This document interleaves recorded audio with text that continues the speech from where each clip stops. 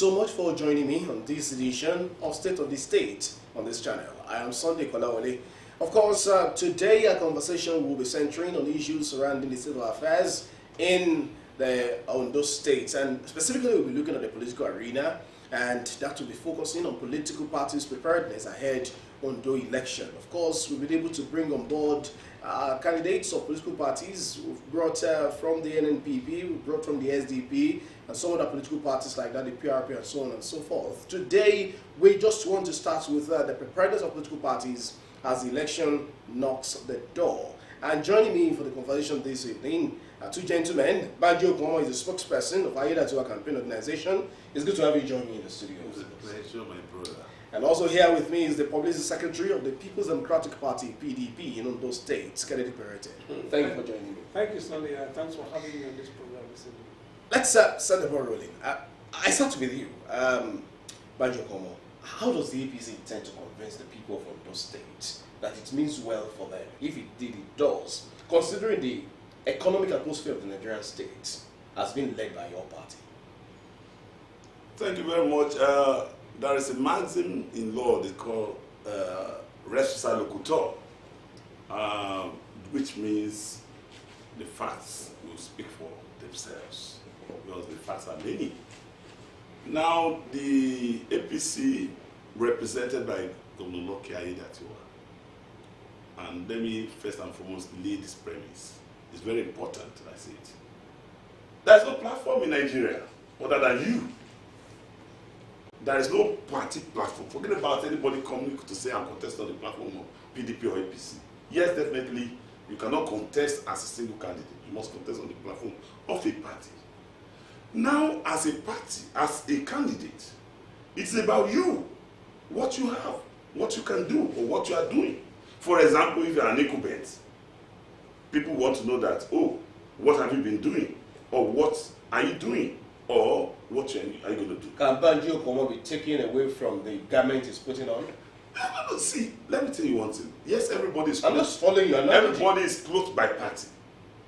You will definitely come on the platform of a political party. But there's nothing that has changed. Because in Nigeria, there is no steady party ideology. People migrate from one party to another. For example, at the point, the candidate of the PDP now is in PDP. Before being a PDP, he left APC for PDP, and from PDP to Zenith Labour Party, from Zenith Labour Party back to PDP, in pursuit of his ambition as an individual. So I'm saying that it is like putting different bottles of beer on the table. Gouda, stout. No. I just have to put in bottles of beer. Just bottles of beer. What is constant? There's a constant phenomenon. The content therein. Okay. Individuals who are coming to masquerade themselves that I'm contesting on this platform, I'm bringing a new thing different from what is going on. No, you will be judged by your own person. Now, what I'm saying is that you cannot segregate. You cannot say that a person, because he's coming on the platform of a political party, he will do better than somebody on the party.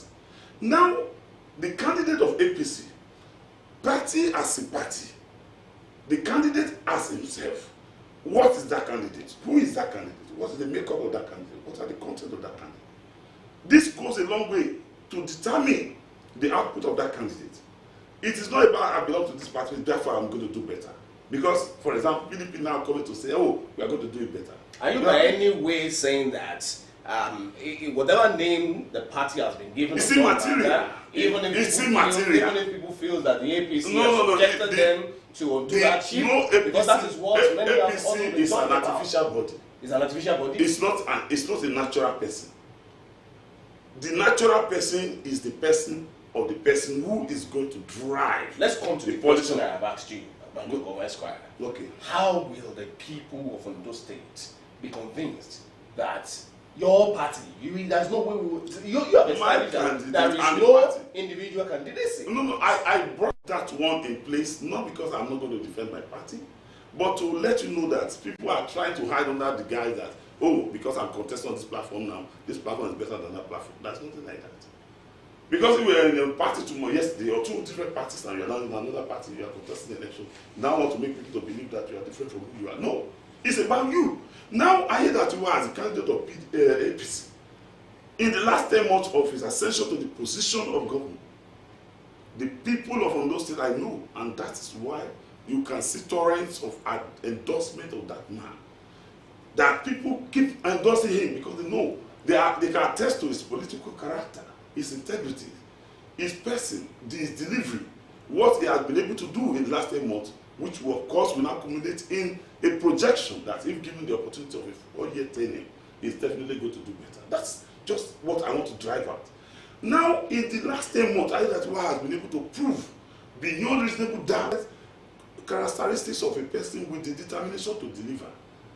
And maybe when I get of course, you have brought me to a point.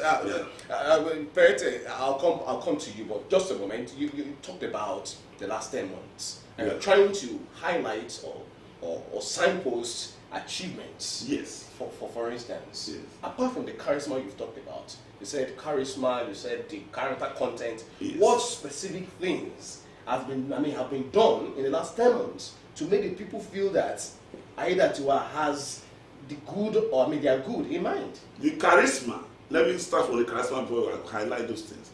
The charisma of the person of the person, the integrity of the person, the quality of the person, the content they are in the person matter in driving the philosophy and the ideology every political party professes. Even if you have the best car, and the best car is not being driven by a good driver, definitely you can just rest assured that that crash is going to crash. The pilot of a plane matters. It's not about the beauty of that plane. You know, that's why I say the person of the person is the God. Now, Aiyedatiwa as a person in the last, it will look at the education sector. Education sector in Ondo State has, we have a lot of openness. Now, today, in the last 10 months, you can see that our primary schools are being revamped. Structures are being built in primary school in all the 2 or 3 wards of the state. That's one. That's at the primary level. That's level one. The second level is the level of, you are aware of the 3.5 billion naira committed by this government of Aiyedatiwa to education revamping at the primary school level. Number 2, at this tertiary level, you will agree with me that the universities that we have, University of Medical Sciences, the Osrc University, they've got something that structure will be erected.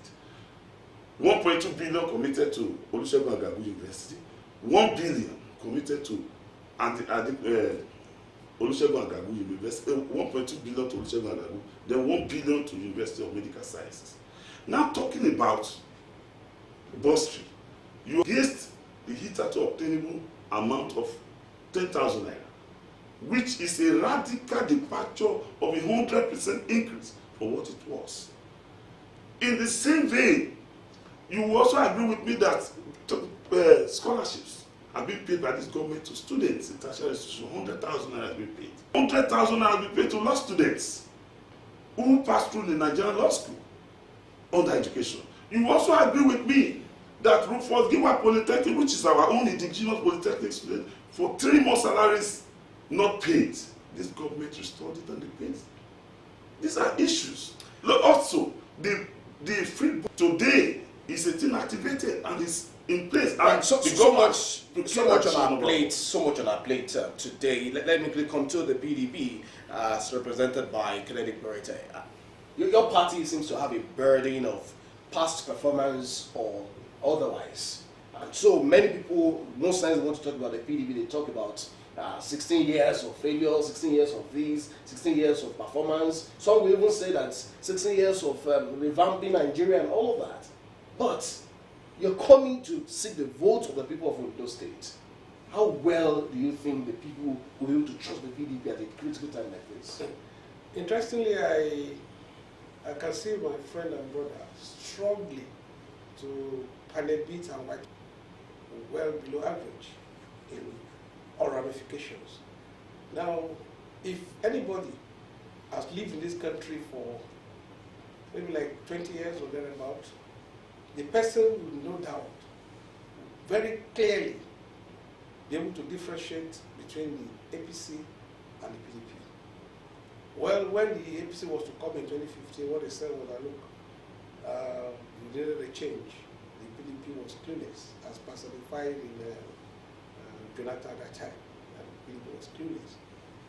Let me also tell you that at that time, the Boko Haram that we knew existed in only 6 local governments in Borno State. Things like banditry, things like to experience now, came with the coming of the APC in 2015. So the 16 years that they refer to as the years of locust have actually turned out to be the years of prosperity for Nigerians and those of us that have always lived in this country. If you now particularize and localize, the 4 years that the governor from Akumba, that's Adebayo for actually did, from that time till Aketi came in 2017, the progress that was witnessed in those states, the kind of giant strides that were being experienced, especially in areas like Ilaje, that people said Ilaje and Esau, those that have always ruled us, gave us the impression that these areas are difficult to develop. And under a PDP government, we saw that those places were opened up. If, for example, if I wanted to go to Arogo, where I came from, if you want to go, you stop somewhere in the Bogo, you have to drive to these places.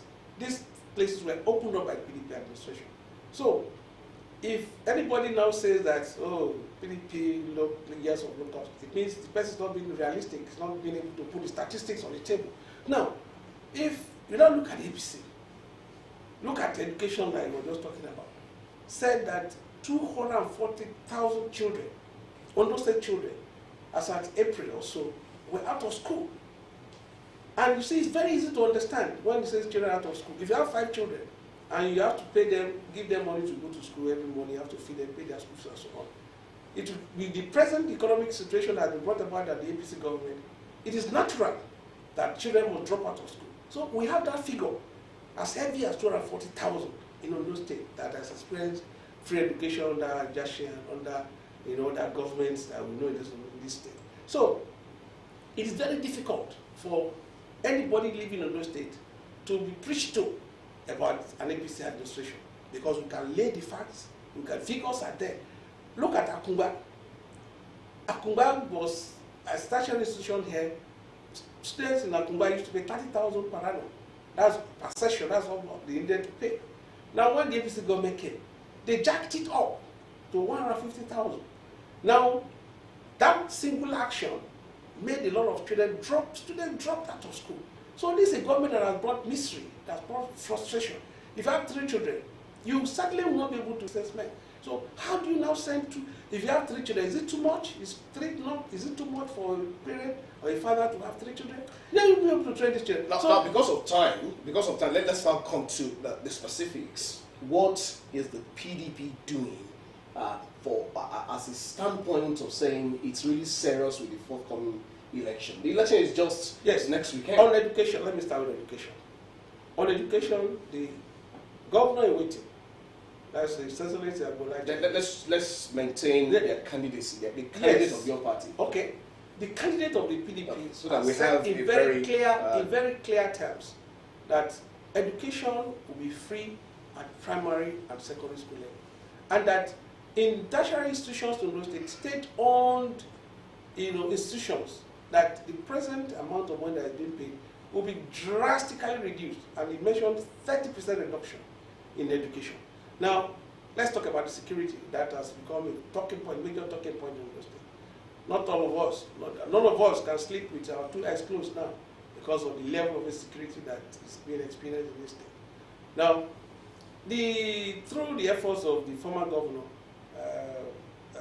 Aketi, we have the Amateku network, 9 in those states, which has greatly brought down the extent of security challenges that we have. But under the watch of Aiyedatiwa, it has become something that we don't even know what they are even doing any longer. But the governor chief candidate of the PDP says, look, Amoteco will be retooled in such a way that there will be technology-driven gadgets. Well, Mr. Berete, you know, the manifesto of all the parties, whatever it is you call it, Yes. but political parties prefer to call it manifestos, Yes. but what you intend to do, What we intend it's to do always outside for people to do. exactly. But what I'm concerned about on this program today is how well placed is your party for next weekend's election? No, we're prepared. Because right now, I think just about 3 or 4 local governments are outstanding that we have not visited since we flagged off officially on the 15th of October. The governorship. So you are well prepared for We're that. over prepared. Let me come to you, Mr. Banjo Gomez Esquire. Is the APC's house really in order?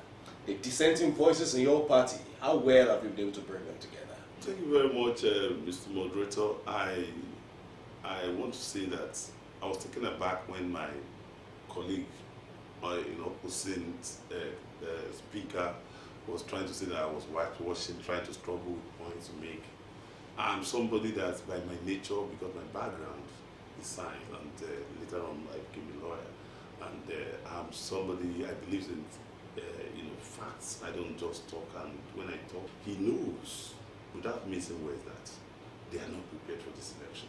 The only thing the PDP has to showcase is raising unnecessary alarm, tensing the whole environment as if something is going to happen. Well, your point is well made. Is your own party prepared for this election? Is your house in order? Our house were not prepared. If APC were not prepared as a party, you would see APC house so ordered that in the entire election, in the entire primary we had, only one of the aspirants left the party to now be the candidate of maybe an NPP. All the candidates, all the aspirants in unison, they are together in the same in the APC today, supporting the party. Not only did we have a UPDP, because after the primary of the APC, it was an exodus movement of people out of the PDP to APC. Many of the gladiators of PDP today, they are in APC. The few ones even remaining with them, who they think remain with them, they are not even with them, because they don't even join them campaigning. Rather, the PDP, what they are doing now is to hire people from other states to come and campaign for them. For example, where is Ita Ojegede, who was a gubernatorial candidate in PDP? He's not with them. He's not campaigning with them. So, in the South, the whole South is depleted. There is a unanimous decision on the part of the people that this time around, let's say that will be. Because the fallout, they never expected it. And in any case, even before their primary, before PDP became a party, they were no longer a strong party, because many people had led the party, because the party had always settled for failure at every election. So now in my party, one of the ways of knowing that the party is ready, is prepared for election, is the party being united. That's number one. How united is it? United is, I've told you, I said let me place this there. Where is Wale Akintarewa, for instance? Just a moment. Where is Jimoh Ibrahim, for instance? Are all of these voices, are they now together? What exactly is the state of health of the APC towards this election? The meeting held, the Southwest State, led by the governor of Lagos State, and even the national chairman of the party was visited at the place. Wale Akintarewa was physically present. I'm sure you saw it. Apart from that, when the campaign train of Governor Lucky visited Ile-Oluji, Wale Akintarewa was physically present to receive Mr. Governor. And on Jimoh Ibrahim, you would recall that I was the spokesperson for Jimoh Ibrahim, and I'm here. Jimoh Ibrahim is here. The Ashiyori group, they are here. In fact, there is a program Ashiyori is slated for 10th now, where they are sensitizing all Ashiyori members, led by Jimoh Ibrahim at Fortune University, sensitizing everybody for the November 16 election. That's the preparation. Another level of preparation is the fact that till today, we have not received any external person campaigning from local government to local government in our party. It has been the governor spearheading campaign from local government to local government. We will recall that the central flag up was done, no external person came, the state, the North Zone was done, even in South. Okay. Now, the local government by local government, the governor in each local government visited locations and consulted with traditional rulers and every one of them, every stakeholder making declaration for the governor to say that, oh, this is the man we are supporting to be our governor. So, as to preparation for this election, APC is fully prepared, and that's the reason why we are so boastful, and our boast in the Lord. All right, all APC still will go in the election. Well, the voters will determine that. I know you understand as a lawyer. So let's move on and let me know what exactly the state of health of the People's Democratic Party, PDP, in terms of unity, in terms of cohesion ahead of these forthcoming governorship election. The question, just like I posed to the AP's representative on this conversation, where are the leaders of the PDP? Now, where exactly, for instance, is the Ita Jegede? Where exactly are other leaders of your party nationally? And where is Mimiko? Where are the leaders of your party in this election? Now, let me quickly say that when I said Obama was struggling to whitewash, it was not interrogation. I think we're done with that. No, I need to clear that. Okay. I need to clear that. Now, if you look at the PDP, I'm surprised that he said there was a primary in the APC. That was not primary. They didn't do any primary. What we simply did was write somebody's name as a candidate. It's very different from the one that was held at the Dome, where there were television cameras, there were journalists on ground who saw how the primary went. So that was that democracy was in action as demonstrated. And of the people that left after the primary, not one person said he had any issue with the process of nomination or the primary election. Nobody said so. Having said that, the PDP is a very, very well structured party, and all our leaders are on the same page on this election. Now, he mentioned the Ita Jegede. He knows that the Ita Jegede lives in Abuja, and the senior advocate is a very busy person, but he has been around most of the times when the Akure people had the Akure South local government had what they call inauguration of the Akure South local government campaign council. Ita Jegede was there. Dr. Momalade Oluwatere, who is a member of the board of trustees. All our leaders. How about APC governorship candidate that has 2 ministers from APC, 3 senators? Not one of them has been on the campaign trail. I don't need to come to that because that is a kettle of fish. It's a business. I do not have any interest in how they manage their affairs. Exactly. I want you to face your party. Exactly. And so that I can tell you, let's just get this conversation. I can tell you confidently that all the members of the PDP are on the same page and are united in this battle because we feel very strongly that APC has not done well for those 2 people. Kennedy Perete, I will still stay with you. Many people are concerned that they are not seeing so much of your party campaigning, or is it that you have not engaged the media in your campaigns? What exactly is going on? Well, I know that there is an itinerary. As I speak to you this evening, the campaign train is in Owo. Yesterday they were in the West.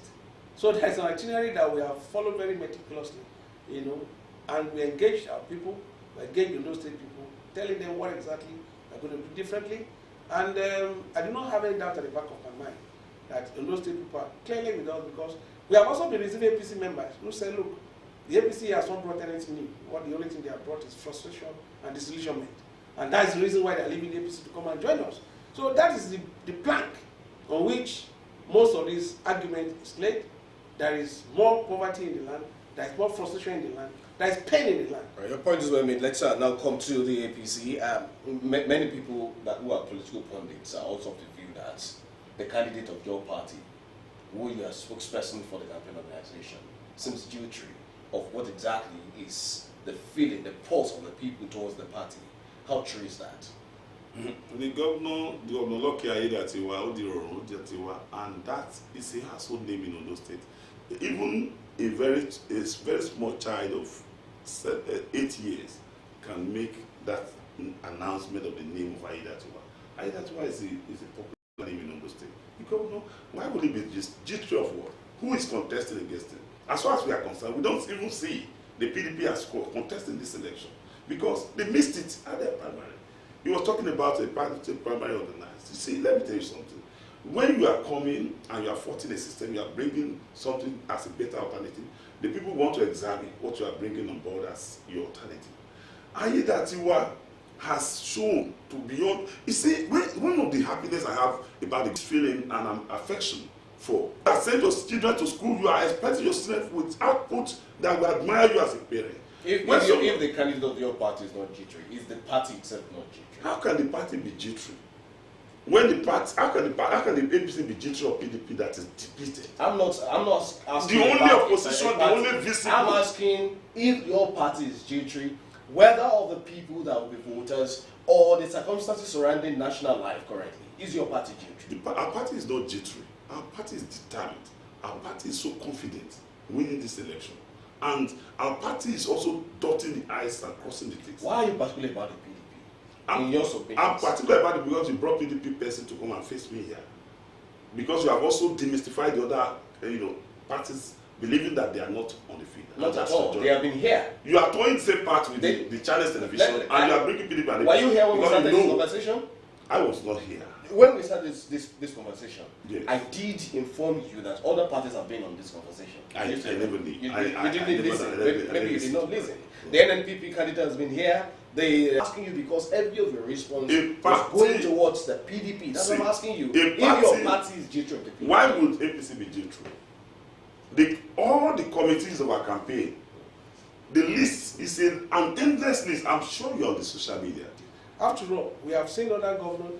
Adodo also, the governor of Kogi State was here. I saw him in some places in northern Ondo North. So normally during election years, there are interested people come around.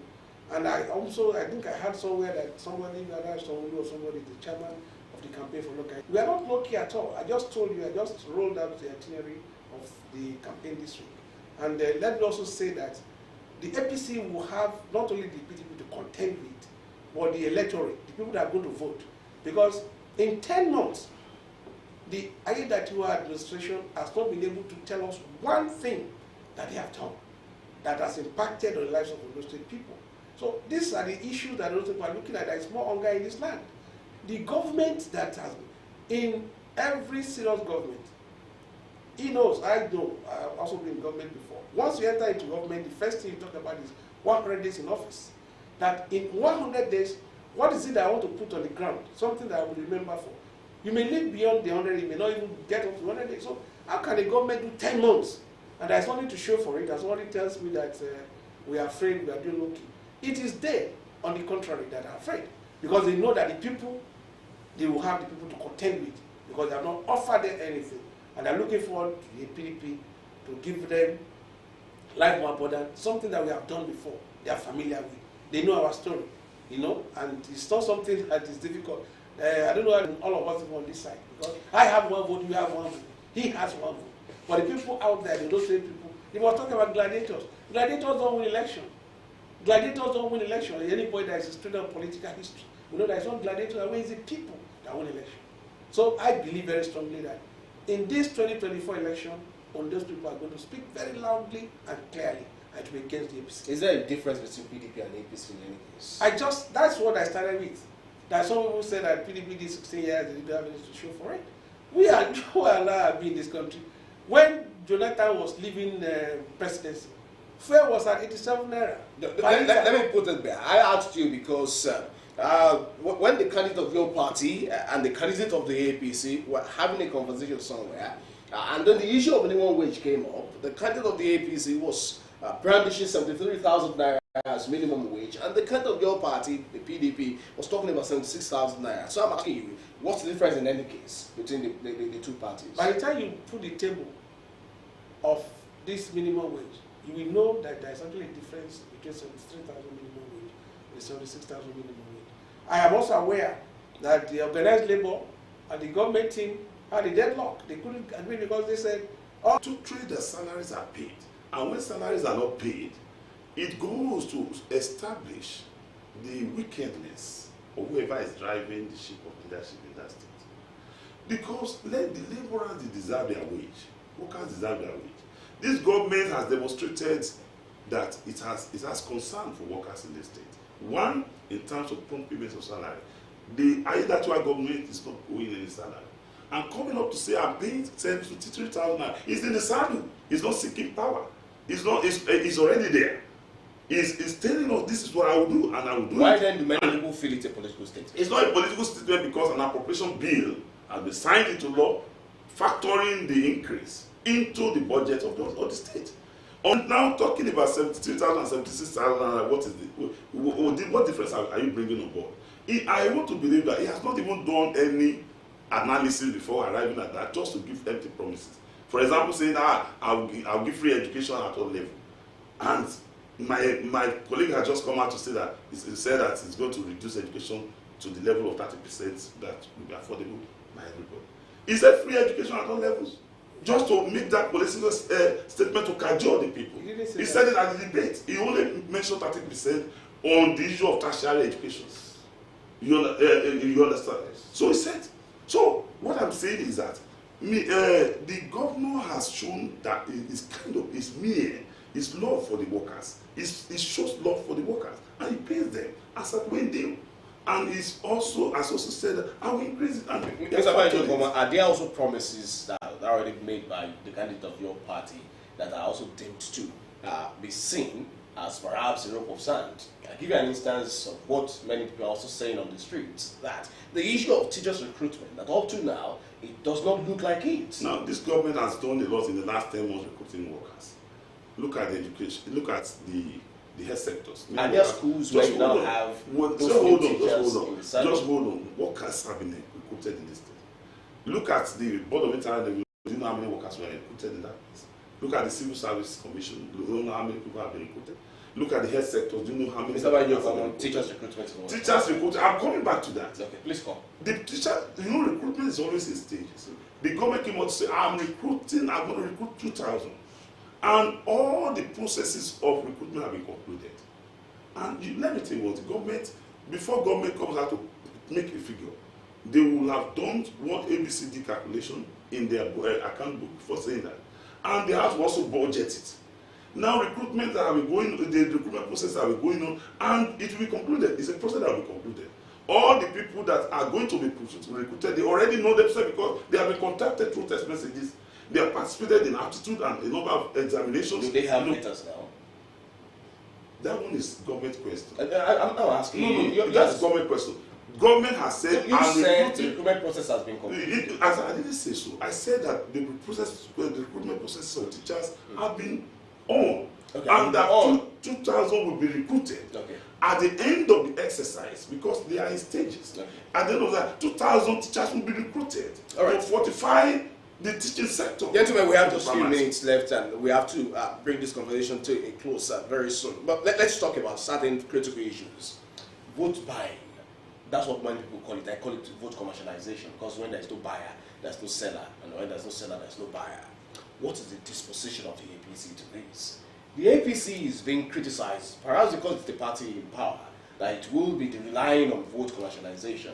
What is the disposition of the APC to vote buying, especially the Loki Aida campaign organization that you speak for? Vote buying is an endemic issue in our polity.